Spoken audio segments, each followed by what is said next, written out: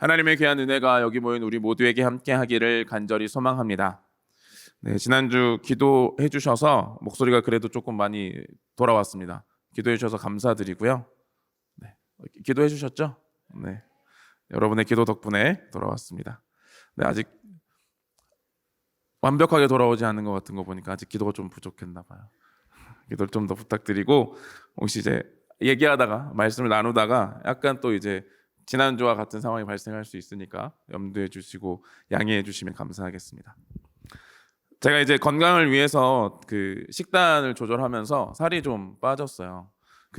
살이 좀 빠지면서 이제 빠지기 시작하면 기대감이 생기잖아요. 얼마나 더 빠질 수 있을까? 그런데 항상 우리는 그 시기를 만나지 않습니까? 정체기가 찾아오죠. 그래서 더 이상 살이 빠지지 않는 시기를 이제 만나게 됩니다. 그럼 이제 그때의 우리의 반응이 이제 어떻게 하느냐에 따라서 더 이제 살이 빠지거나 아니면 다시 원상복귀 되거나 하는 방식으로 돌아가게 될 텐데, 그래서 제가 이제 식단을 하게 되고 그거에 대해서 가르쳐 준 그 것에 대해서 제가 이제 정체기가 찾아오니까 만약에 의심을 하게 되고 이거 약간 틀린 거 아니야? 왜 갑자기 안 빠지지? 뭐 이러면서 또 이제 내 건강한 모습들이 다시 건강을 회복하는 것보단 살 빠지는 거에 집중하면서 안 빠지니까 약간 나에게 가르쳤던 게 틀린 게 아닌가라는 의심을 하게 되면 이제 다른 방법을 찾다가 결국 어떻게 될까요?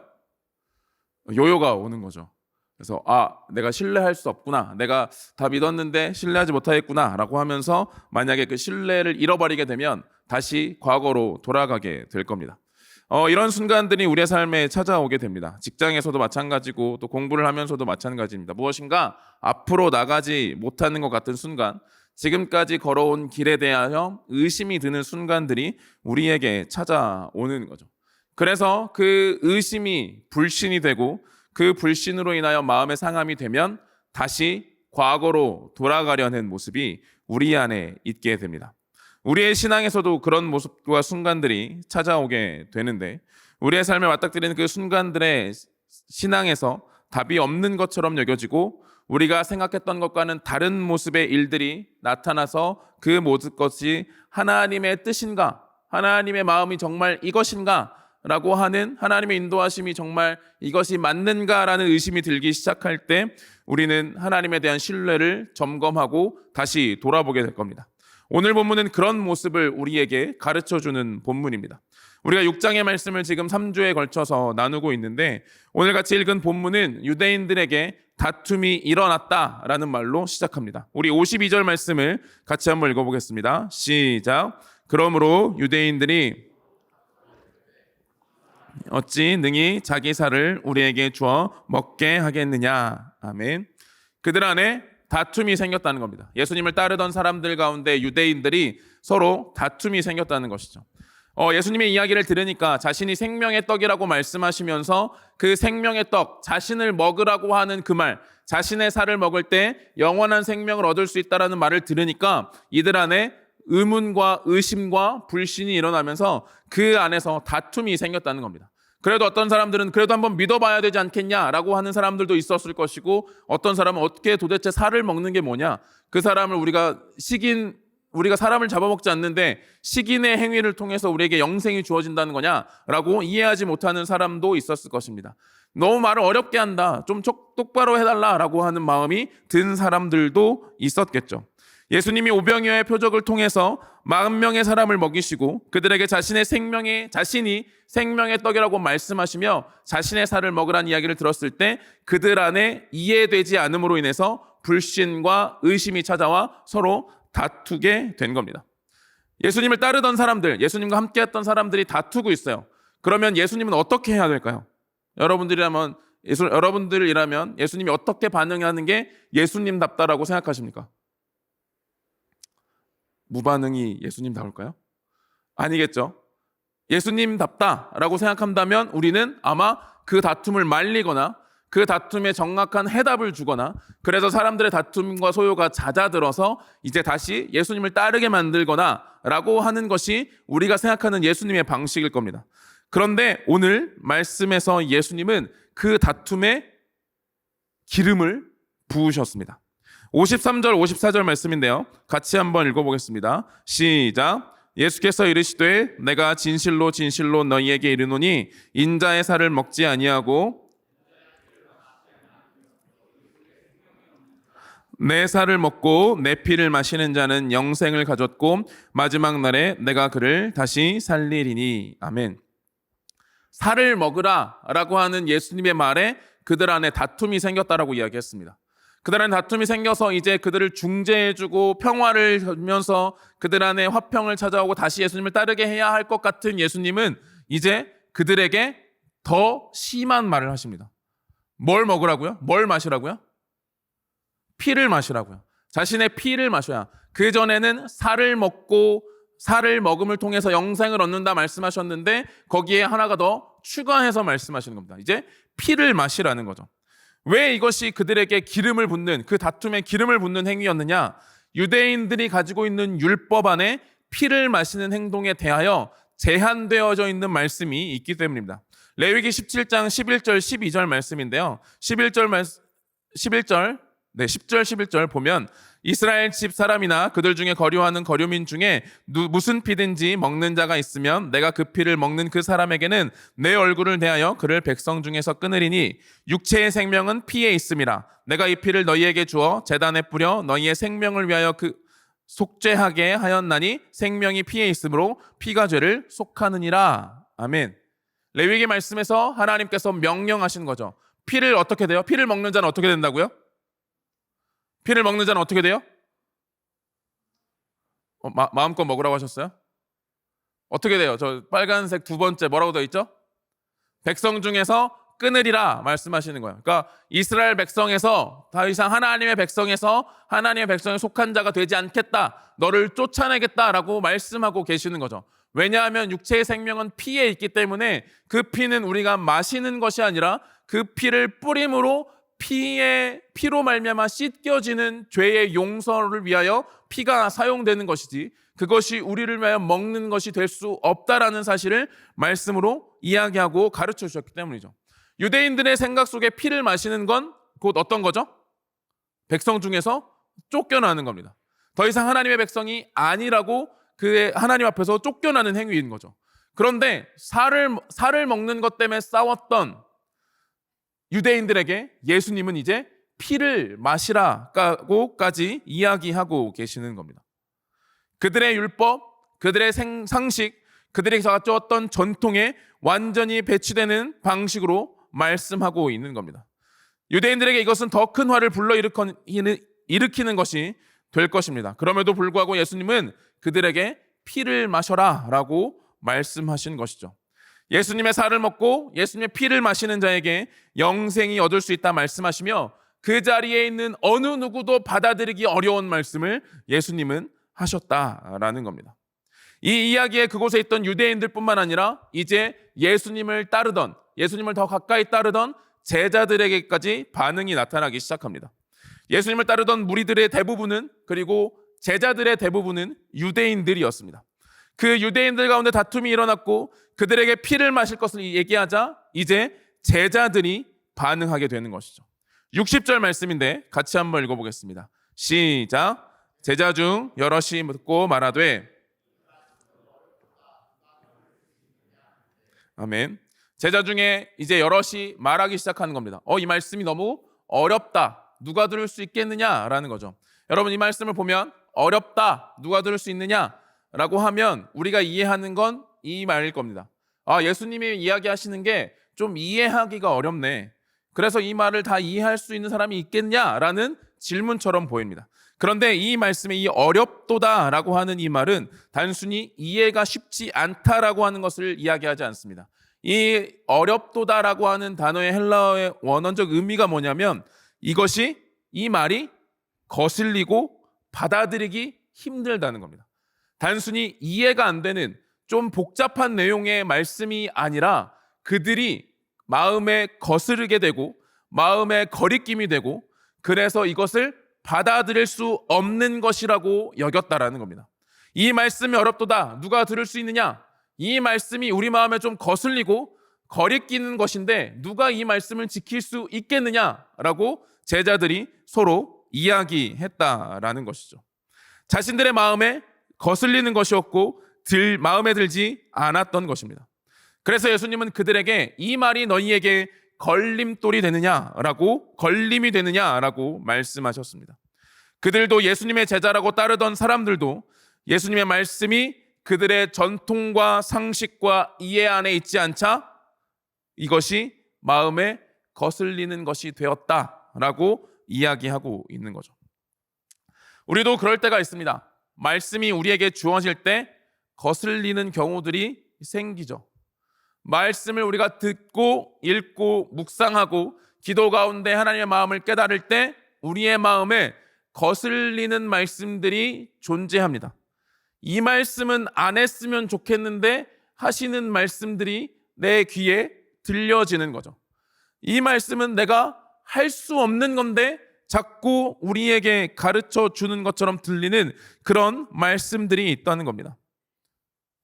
어렵다는 말이 받아들일 수 없는 문제로 우리에게 찾아온다는 것이죠. 예수님은 그런 제자들에게 더 질문하심으로 그들의 마음에 거슬리는 것을 들추어내십니다. 62절 말씀 보면 이렇게 말합니다. 그러면 너희는 인자가 이전에 있던 곳으로 올라가는 것을 본다면 어떻게 하겠느냐? 예수님이 질문합니다. 그들의 마음에 걸림이 오니까, 마음에 거슬리다라고 말하니까 예수님이 말씀하시는 거예요. 인자가 이전에 있던 곳으로 올라간다는 것을 보면 어떻게 하겠느냐라는 거죠. 인자는 예수님이죠. 예수님이 이전에 있었던 것은 어딜까요? 하나님 나라, 천국이겠죠. 하나님 나라에 계셨습니다. 하나님 나라로 올라가는 것을 본다면 어떻겠느냐라고 질문하고 계시는 거예요. 살을 먹고 피를 마셔야 영생을 얻을 수 있다는 말에 마음이 거슬렸던 제자들에게 이제 예수님은 자신이 이 땅에 오기 전 원래 있던 곳으로 올라간다면 너희는 어떻게 하겠느냐라고 생각하는 겁니다. 말씀하시는 겁니다. 그들이, 예수님을 따르던 이들이 이 땅에 예수님이 메시아로 오셔서 이루셔야 할 것은 이 땅에서 이루는 하나님의 나라 이스라엘이었습니다. 이 땅에서 그 나라가 이루어져야 되는 거죠. 예수님은 왕이 되셔야 합니다. 그 나라의 왕으로서 통치하는 분이 되셔야 하는 거죠. 그런데 예수님이 다시 어디로 가셔요? 하나님 나라로 이전에 있던 곳으로 가신다는 거예요. 그들이 생각했던, 그들이 받아들이고 있던, 그들이 이해하고 있던 메시아와는 다른 방식으로 예수님이 일한다면, 예수님이 그 일을 행하신다면 너희는 어떻게 하겠느냐 질문하시는 겁니다. 심지어 이 말 안에는 예수님이 올라간다라고 표현하면서 그 올라가는 것이 무엇인지에 대한 의미를 내포하고 있습니다. 우리는 이미 요한복음을 통해 그것이 어떤 것인지 알고 있습니다.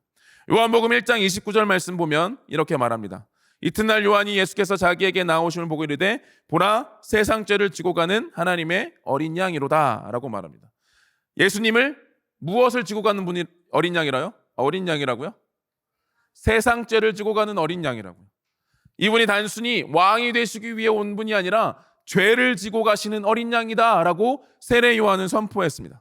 그리고 예수님 스스로도 이렇게 말씀하셨습니다. 요한복음 2장 19절 21절 말씀 보면 예수께서 대답하여 이르시되 너희가 이 성전을 헐라 내가 사흘 동안에 일으키리라. 그러나 예수는 성전된 자기 육체를 가리켜 말씀하신 것이라 라고 하면서 예수님이 예루살렘 성전을 헐면 사흘 만에 일으킬 것이다 라고 말씀하면서 예수님의 그 사역은 바로 자신의 육체가 헐어지고 십자가의 죽음으로 다시 3일 만에 회복되는 것을 통해서 예수님의 사역을 이루어 가실 것을 예수님은 말씀하셨습니다. 그리고 니고데모를 만났을 때 예수님은 이렇게 말씀하셨습니다. 3장 14절 말씀 같이 한번 읽어보겠습니다. 시작. 모세가 광야에서 뱀을 든 것 같이 인자도 들려야 하리니. 아멘. 광야에서 뱀을 든 것 같이 인자가 어떻게 돼요? 들려야 한다는 거죠. 이전에 있던 곳으로 올라가며 인자가 들려진다 말합니다.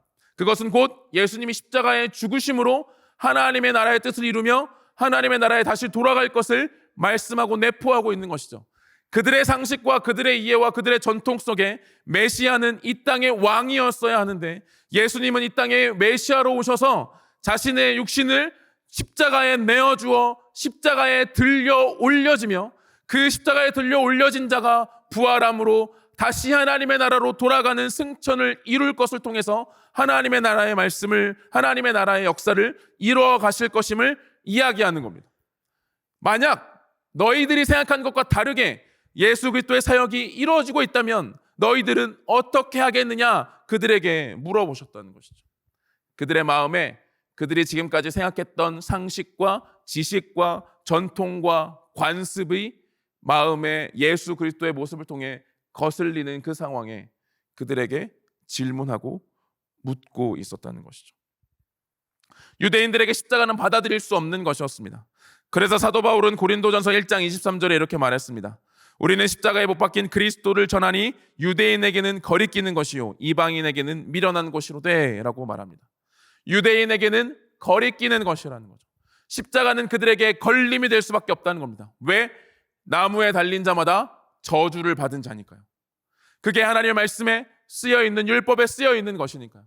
그들의 생각과 그들의 전통과 그들의 상식과 그들이 지금까지 쌓아온 해석들을 통해서 가지고 있는 메시아, 그 메시아의 다른 메시아의 모습과 실제 예수님의 모습이 다른 그 상황에서 지금 예수님은 그의 제자들에게 묻고 질문하고 계셨던 겁니다.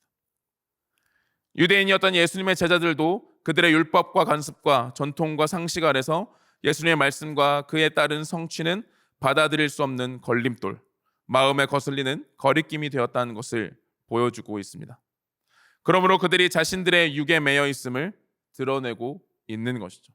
예수님을 따라왔지만, 그들을 제자라 칭했지만 그들은 결국 예수님을 떠나게 됩니다. 6장 66절 말씀입니다. 그때부터 그의 제자 중에서 많은 사람이 떠나가고 다시 그와 함께 다니지 아니하더라. 예수님을 따르던 제자들, 예수님을 따르던 무리들이 떠난 것뿐만 아니라 예수님의 제자라고 여겼던 그들이 떠나갔다 말합니다. 그의 제자들 중 많은 사람이 떠나갔다는 것이죠. 더 이상 예수님과 같이 하지 않았다, 함께 다니지 아니하더라 라고 말합니다.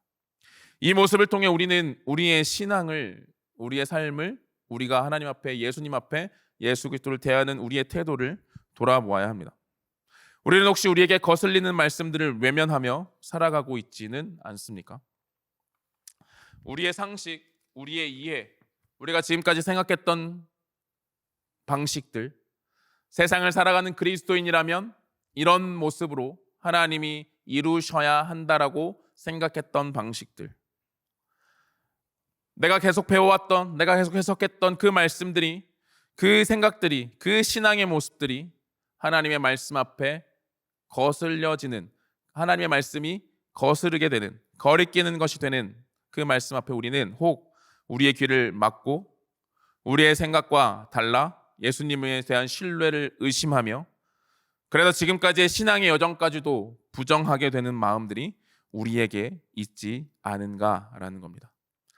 우리 마음에 거슬리는 그것이 무엇입니까?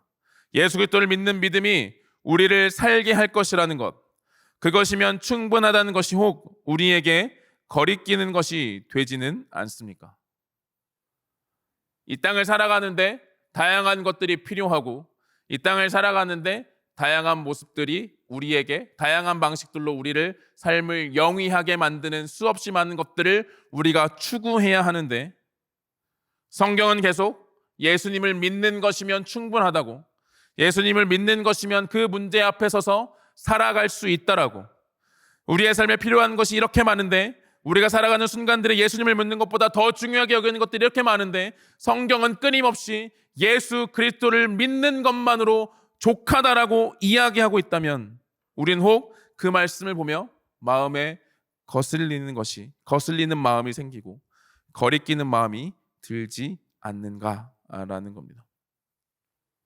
우리가 필요하고 중요하다고 여겨지는 것에 대한 명확한 해답을 제시하고 사이다 같이 속을 시원하게 뚫어줄 답을 주지 않고 예수님을 믿는 믿음이 우리를 살릴 것이라고 말하는, 어찌 보면 너무 추상적이고 어찌 보면 내일의 삶과는 전혀 다른 의미처럼 보여지는 그 말을 들을 때 우리가 제자들처럼, 예수님을 떠났던 제자들처럼 이 말씀이 어렵도다, 누가 이 말을 듣겠느냐라고 이야기하고 있지 않느냐는 겁니다.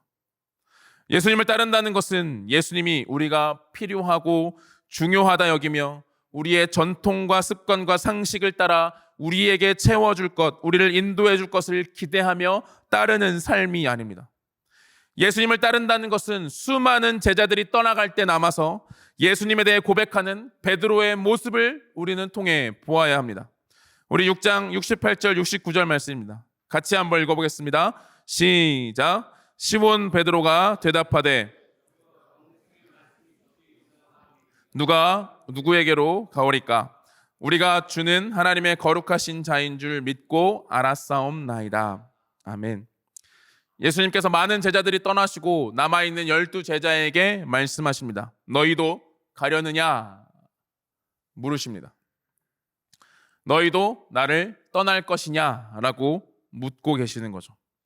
그 물음에 베드로가 고백한 내용이 방금 읽었던 68절, 69절의 내용입니다. 그의 신앙 고백입니다. 예수님에게 영생의 말씀이 있으니 우리가 어디로 가겠습니까? 예수님은 하나님이 보내신 거룩하신 자이십니다. 라는 고백이죠. 이 신앙 고백이 완전한 고백일 수 없습니다. 우리는 그걸 압니다.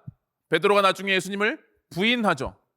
예수님을 부인하고 예수님이 자신과 함께 했다는 것을 거절하고 거부해 버립니다. 심지어 예수님이 하나님의 일을 행하시기 위해 십자가를 가는 그 길에 오히려 방해하고 말리려고 했던 게 베드로였습니다. 그렇기 때문에 지금까지 예수님을 통해 들었던 모든 말씀을 베드로는 전부 이해해서 이 말씀이 이제 어렵지 않아. 그래서 나는 다 믿을 수 있어. 라고 했던 것이 아니라 베드로는 예수님이 하신 그 말씀이 무엇인지 분명하고 확실하게 이해하지 못한다 하여도 그 말씀이 살아있는 생명의 말씀이기 때문에 이 말씀을 신뢰한다 고백하고 있었다는 것이죠.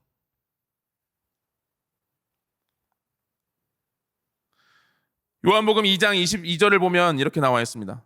죽은 자 가운데서 살아나신 후에야 제자들이 이 말씀하신 것을 기억하고 성경과 예수께서 하신 말씀을 믿었더라. 그들도 예수님이 죽고 부활하신 후에야 예수님이 자신이 성전을 헐고 3일 만에 일으키리라 말씀하셨던 그 말씀이 어떤 의미인지를 깨닫고 믿었다라고 이야기합니다. 네, 그들도 완벽한 이해를 가지고 있지 않았습니다. 예수님이 말씀하시는 그 생명의 떡과 피를 마시는 것이 어떤 의미인지 분명하게 그들이 알지 못했습니다. 그러나 그들이 믿었던 것은 분명합니다. 예수 그리스도께서 말씀하셨고 그 말씀이 참된 진리이기 때문에 그 말씀을 있는 그대로 믿고 확신하며 따르려 했다는 것이 베드로의 신앙의 모습인 것이죠. 베드로가 자신이 영생의 말씀이 주께 있습니다 라고 이렇게 고백할 수 있었던 것은 예수님의 자신에 대해서 이렇게 말씀하셨기 때문입니다. 제가 안 보내준 것 같긴 한데 63절 말씀 성경을 가지신 분들은 같이 한번 찾아보겠습니다. 63절입니다. 같이 읽겠습니다. 시작. 살리는 것은 영이니 육은 무익하니라. 내가 너희에게 이른 말은 영이요 생명이라. 아멘. 예수님이 자신에 대해서 말씀하시죠. 내가 너희에게 이르는 말은 영이요 생명이라 말씀하시는 거예요. 그 말씀을 베드로는 그 말씀을 그대로 받은 겁니다. 그리고 믿은 겁니다. 그래서 주님에게 영생의 말씀이 있습니다 라고 고백할 수 있었던 겁니다. 예수님이 하신 말씀을 자신이 생각했던, 자신이 가졌던 과거와 경험들과 삶의 지혜들과 모든 것들을 통해서 해석해내서 이해된 말씀을 가슴에 새기고 가슴에 새긴 말씀을 고백했던 것이 아니라 예수님이 주신 그 말씀 그대로를 자신의 입에 두고 하나님 앞에 있는 그대로, 예수님 앞에 있는 그대로 고백했던 것이 베드로의 모습이었다는 것이죠. 그리고 그래서 그는 그 믿음으로 예수님 곁에 머물러 예수님을 따라갔습니다.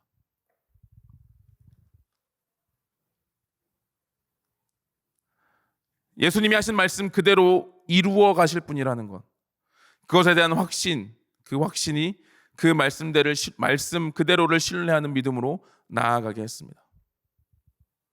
우리의 믿음이 제자리 걸음을 넘어 성장하며 예수 그리스도를 온전히 따르는 믿음, 예수 그리스도를 따르는 이유에 대한 고백이 우리는 무엇으로부터 말미암는지를 생각해 보아야 합니다. 여러분, 예수님이 이해되어져서 믿으십니까? 아니면 예수님이 여러분의 마음 가운데 여러분에게 주신 이 말씀이 참된 진리이기 때문에 예수님을 믿고 계십니까? 예수님이 내 삶에 좋은 것, 내 지식과 내 상식과 내 관습과 내 전통을 따라 일하시는 분이기 때문에 믿으십니까? 아니면 예수님은 하나님이 보내신 거룩하신 분이기 때문에 믿으십니까? 예수님이 내 삶에 좋은 것을 채워줄 것이라는 확신 때문에 믿으십니까?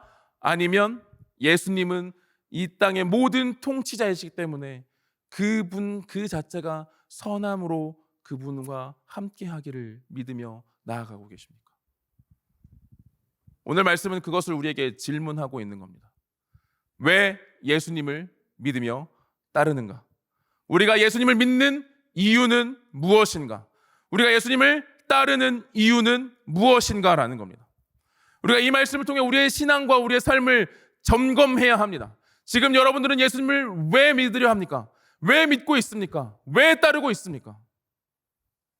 왜 지금 이 자리에 나와 있습니까? 말씀이 육신이 되어 오신 예수 그리스도를 믿는 그 믿음을 우리에게 요청하고 계십니다. 예수 그리스도의 말씀을 우리의 것으로 판단하지 말고, 우리의 경험으로 판단해내지 말고, 우리의 지식으로 해석하려 들지 말고, 있는 그대로의 그 말씀을 온전히 받아들이는 자들, 온전히 믿는 자들을 통해 예수님은 예수님과 함께 가는 그 길을 함께 나아갈 것임을 말씀을 통해 가르쳐주고 계시는 겁니다. 예수 그리스도의 말씀을 우리의 마음으로, 우리의 신앙으로 온전히 받아들이는 저와 여러분이 되기를 소망합니다.